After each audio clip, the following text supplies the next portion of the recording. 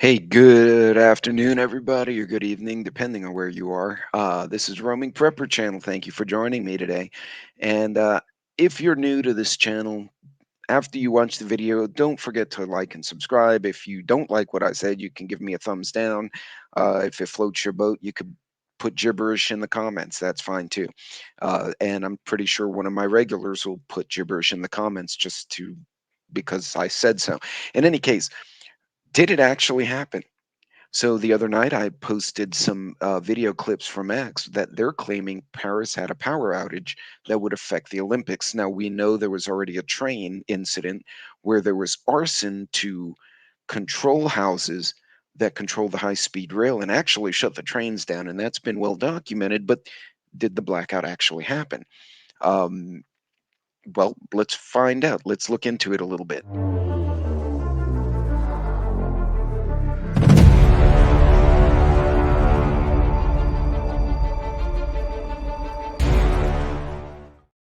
So, welcome back, everybody. And as always, I do try to post at least information I think is accurate. Lately, I've actually done a little bit of, I guess, myth busting, if you will. Well, take a topic and then try and pull it apart and see if I can prove that it didn't actually happen.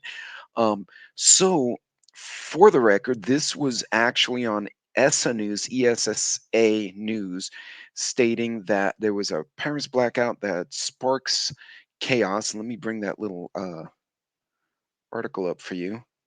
If I can bring the article up, bear with me just a second. Of course, no, now we don't want to open it. Um, well, that wouldn't be fun. So on ESSA News, get that on my desktop here. They report that there was a residents were reporting a blackout. So let's pull that up real quick and see. So it says Paris blackout sparks chaos as Olympics get underway. Now, this was actually on MSNBC, but this is ESSA News, ESSA News. And we're going to pop that down and bring up another screen here to, yeah, so ESSA News is actually kind of a fringy little news place. And so, they kind of cover these oddball stories. But I didn't see it on any of the major networks. So I said, okay, well, let's see what was on Twitter. And on Twitter, you see a little bit more from actual day to day folks. And I'll bring that up here in a minute, or X, I should say. So OSINT Defender, this particular poster is kind of like a hybrid between um, a few of our YouTube and Rumble channels where they go through Intel. And I'll pull up this video. Allegedly, widespread power outages tonight across several districts in the French capital of Paris. What caused the outages is unclear. Possible cyber attack or sabotage similar to yesterday's arson attack. So as you can see, there's clearly a blackout of some type. By the way, that spot of light in the background is the cathedral, which is funny because everyone was very upset at the very anti-Christian, anti-religion tone the Olympic openings had. So people were like, "Ah, that's what you get. You made fun of God, and now there's a blackout." Um, Muy bien, mientras tanto, París no tiene luces, pero nosotros tenemos un poquito de luces. so ¿Ah? she's saying in ¿No, Axel? Spanish. She's speaking in Spanish, and what she said was, "Paris doesn't have a lot of light, but we have these little lights that we can Muy use." bien, So mientras tanto, París no tiene luces, pero nosotros tenemos un poquito de luces. yeah, she said we ¿Ah? have a little bit of ¿No, light. Axel? They have the little, it looks like those solar Christmas lights or the battery powered ones a lot of us use. And this was a still photo, and there you can see in the corner and that's quite a chunk of city. Like that's got to be a couple of miles at least. And there's the cathedral over here in the corner, still lit. So a lot of people said, "Oh, well, you made fun of Jesus, and now you have a blackout."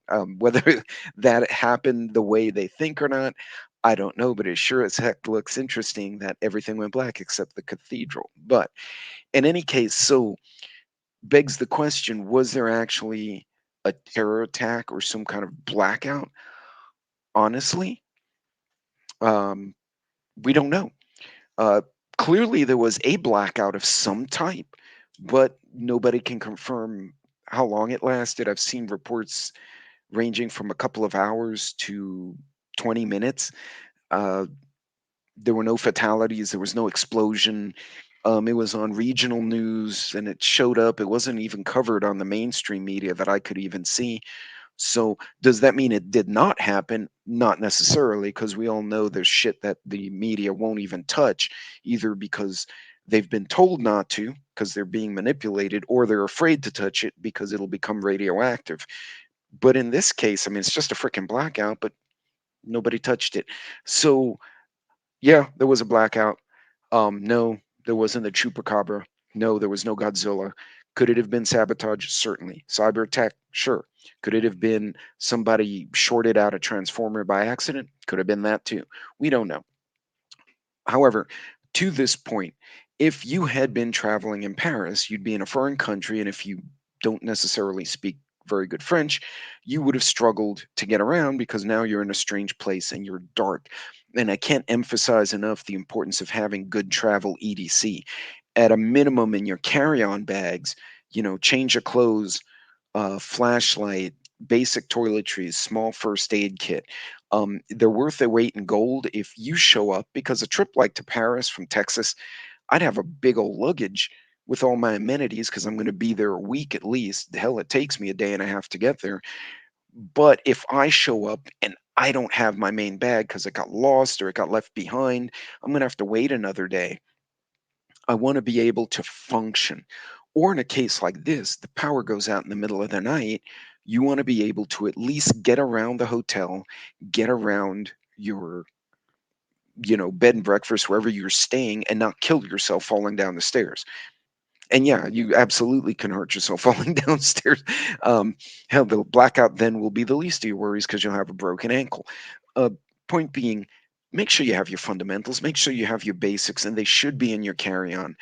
This is another excellent example of why you at least try to prep. And folks, you will forget shit. I've made trips. I brought my flashlight, my first aid kit, and I forgot my emergency radio. There's one I made the trip last minute. I had what I thought I needed, didn't have any cash, just didn't check, right? I was just like, got to get to the airport, and off I went. So being able to take 5-10 minutes and just think about, okay, what do I have? What I've done in my iPhone and on my computer, I actually made a list that's a checklist. So I clear it out at the end of a trip. But before the trip, it's like, okay, put out the cat's food, check. Go get cash at the bank, check. And I start checking things off 3 days before I even get to the airport. So when I get there, I know, okay, and that's assuming me, the wife, the whole family's leaving, the house will be empty. Did I call the dog sitter? Did I leave money for the dog sitter? Did I actually buy food for the dog? um, Little things like that. So you have a systemic check or a system of a checklist to get you through the trip, and you don't wind up getting there and going, "Oh crap, I forgot this," or you have a blackout and it's like, "Oh crap, I can't see where I'm going and I'm in a strange country." Anyway, folks, there was a blackout. I don't know the magnitude, don't know why it happened, can't confirm it anywhere. So it is what it is, but it's a great example of why you should prep when you're traveling. Make sure you have your carry on EDC and make sure it's not illegal, or the TSA will make you throw it away, or they will confiscate it, or they may arrest you if it's something really bad. So don't do that. Anyway, that's it for this one. God bless, Godspeed. You guys keep out of trouble out there. We'll see you later.